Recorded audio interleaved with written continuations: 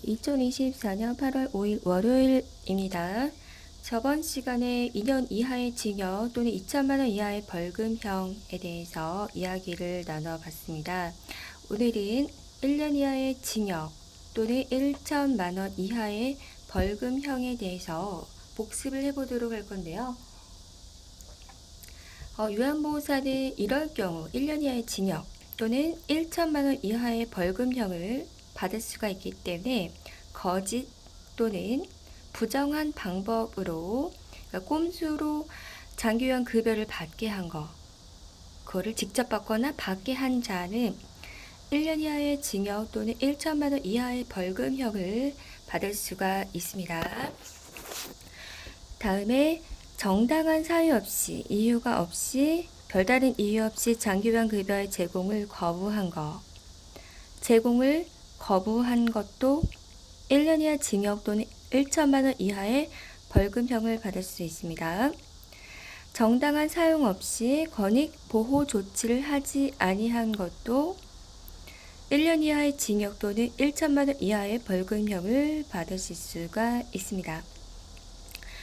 다음에 500만 원 이하의 과태료가 나올 수가 있는데요. 노인 학대 신고 의무자가 노인 학대를 알고도 신고하지 않을 경우, 급여 제공 자료 거짓 작성한 경우일 경우 500만 원 이하의 과태료를 받을 수가 있습니다. 그래서 거짓으로 작성했을 때 급여 제공 자료를 제출을 해야 되는데 거짓으로 작성을 했을 때 500만 원 이하의 과태료, 그리고 지나가다가 또는 그 보호자로부터 대상자가 노인학대를 당하고 있는데도 노인학대를 신고하지 않을 경우, 요양원에서도 노인학대를 받는데도 불구하고 노인학대를 신고하지 않을 경우, 왜냐하면 요양보호사는 신고 의무자이기 때문에 그럴 경우 500만 원 이하의 과태료가 이제 발생할 수 있습니다. 다음, 종사자가 장기요양 급여를 제공하는 것을 1년 범위에서 제한할 수가 있는데요.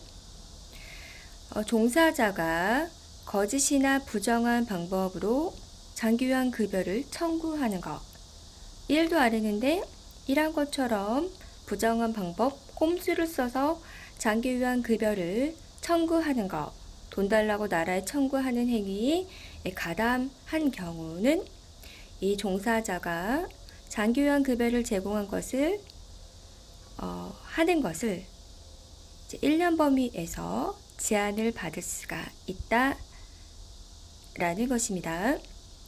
성희롱 예방교육 같은 경우는 1년 정도, 1년에 한 번 정도는 받는 것으로 되어 있습니다. 그래서 웬만한 직장에서는 이런 경우가 있는데요.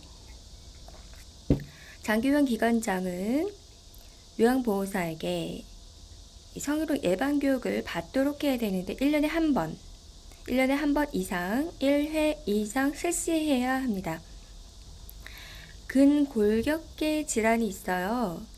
근골격계 질환, 초기 치료는 손상 후 24시간 내에, 24시간에서 그러니까 하루 이내에 또는 72시간 내에 해야 된다. 초기 치료를 받아야 되고요. 초기 치료 통증의 냉찜질, 이제 근육 같은 거라든가 인대라든가 그 외에 손실 같은 거, 근육이 찢어졌다거나 여러 가지 근육 손실, 염증이 있을 경우 냉찜질 같은 거 좋다고 하네요. 2시간마다 해야 되는데 3일이나 해야 된다고 하네요. 근데 냉찜질 기간이 20분이나 30분 정도 냉찜질을 해야 된대요. 그러니까 냉찜질을 10분 하고 하는 게 아니라 15분 하는 게 아니라 20분에서 30분 정도 3일간 해야 되니까 2시간마다 계속 냉찜질을 해야 된다는 것이죠.